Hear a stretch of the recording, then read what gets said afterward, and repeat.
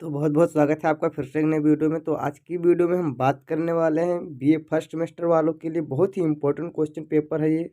जो भी छात्र छात्राएं बीए फर्स्ट सेमेस्टर में हैं, यानी BA first year first semester में हैं, उन लोगों के लिए ये वीडियो बहुत ही इम्पोर्टेंट होने वाली है।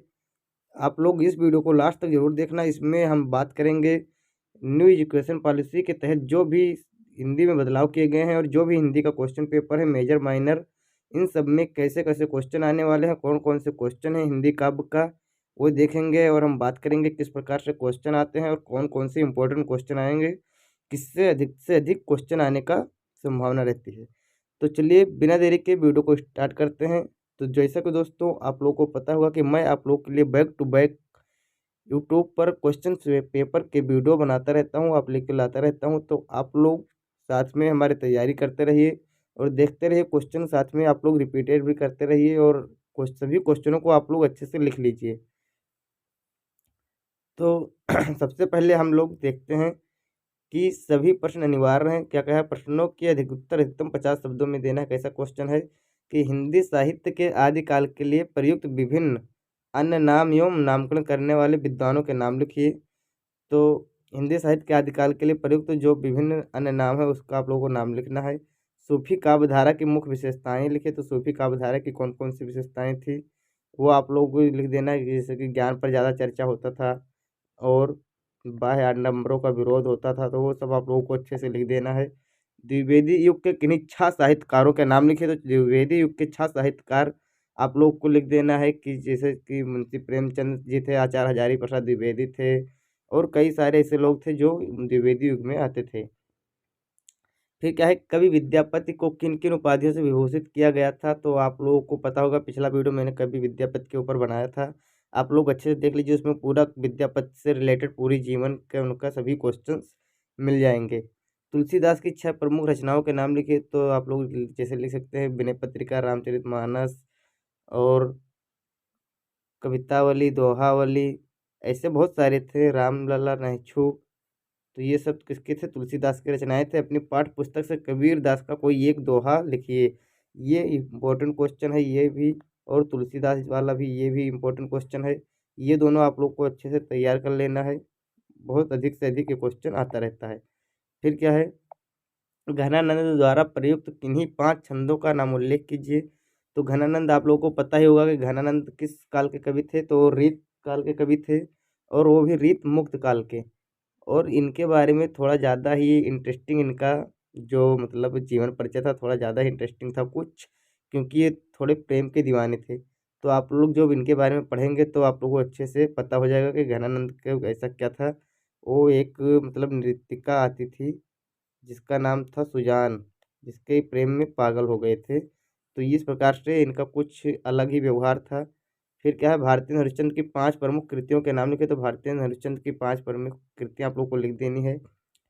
कौन कौन सी थी, इम्पोर्टेंट क्वेश्चन, शॉर्ट आंसर है ये, ऑब्जेक्टिव में भी आता रहता है, जो माइनर वाले हैं वो भी देख लीजिए। धर्मवीर भारती के काव्य संग्रहों का नाम लिखिए। धर्मवीर भारती के काव्य संग्रह कौन कौन से थे उसके बारे में आप लोग को अच्छे से डिस्कस कर लेना है और अच्छे से तैयार कर लेना है। जो भी मैं क्वेश्चन आप लोगों को प्रोवाइड करता हूँ, क्वेश्चन पेपर या क्वेश्चंस जो भी है, आप लोग शॉर्ट आंसर में भी हमारे देख लिया कीजिए। वहाँ पर सभी क्वेश्चन पेपर अधिक से मात्रा में मिलेंगे। टेलीग्राम चैनल पर तो पूरा पीडीएफ की मतलब पूरा पीडीएफ वहाँ पर अवेलेबल है, वहाँ से आप लोग अच्छे से देख लेना और वहाँ से डाउनलोड कर लेना। और जो भी आपके 3-4 मॉडल पेपर हैं उनको हल कर लेना, उसी से पूरा 100% आप लोगों का फिक्स हो जाएगा। क्योंकि जो जो क्वेश्चन ज़्यादा 3-4 मॉडल पेपर में मिलते हैं तो वो आप लोगों का 100% चांस रहते हैं आने के। तो आप लोग उसको अच्छे से तैयार कर लेना। फिर देखते हैं हमारा नेक्स्ट क्वेश्चन क्या होने वाला है। एक मिनट दोस्तों, थोड़ा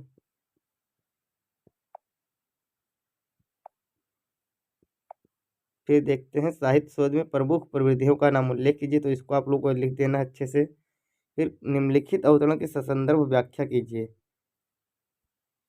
कि पथगत नयन मिलत राधा कांत दुह मन मनसिज पूरल संधान, इसका आप लोगों को संदर्भ से व्याख्या कर देना है और किससे लिया गया है ये आप लोग को देख लेना है। और फिर देखें, गोकुल गोकुल सब गोपाल उपासी, उपासी सॉरी दोस्तों, उपासी है। ये किससे लिया गया है आप लोगों को पता होगा। जब गोकुल जब गोकुल को भेजते हैं उद्धव को, कृष्ण जी भेजते हैं कहाँ, गोकुल में, कि जाकर समझाओ। सूरदास जी का है एक, उसमें ये दिया गया है। तो इससे मतलब आप लोग अच्छे से इसको तैयार कर लेना है। काट अंध उड़ के बंधन स्तर, ये भी आप लोग को देख लेना है। या अथवा करके यह विश्वास नहीं जो अपनी लगता में भी कांपा, इसको भी आप लोग देख सकते हैं। फिर क्या है, नाथ साहित्य का संक्षिप्त परिचय दीजिए। यदि आप लोग ऊपर जो भी जितने भी काव्य खंड दिए गए हैं उससे आप लोग चाहते हैं कि हाँ उसका भी व्याख्या हो, तो आप लोग बता देना, उसका भी व्याख्या मिल जाएगा।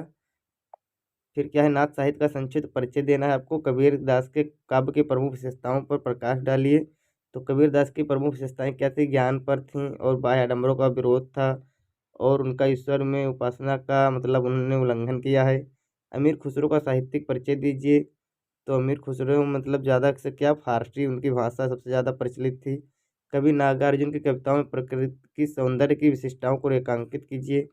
तो ये भी आप लोग को अच्छे से लिख देना है। निरालाकृत तुलसीदास कविता का साहित्य सौंदर्य निरूपित कीजिए।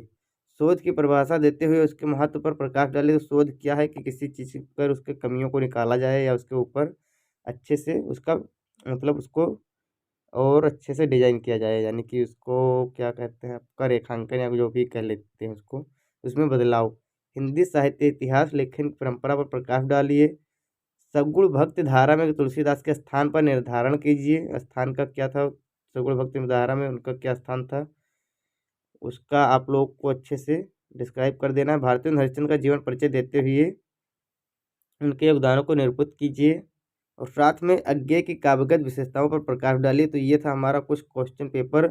इससे आप लोगों के 100% क्वेश्चन आने के चांस रहते हैं। आप लोग इसको अच्छे से तैयार कर लेना और मिलते हैं नेक्स्ट वीडियो में। आप लोगों को यदि क्वेश्चन पेपर चाहिए तो आप लोग डिस्क्रिप्शन में लिंक है, अबाउट सेक्शन में भी है, वहाँ से आप लोग दोनों ग्रुप में ज्वाइन कर सकते हैं। चलिए मिलते हैं नेक्स्ट वीडियो में, तब तक के लिए जय हिंद, जय भारत।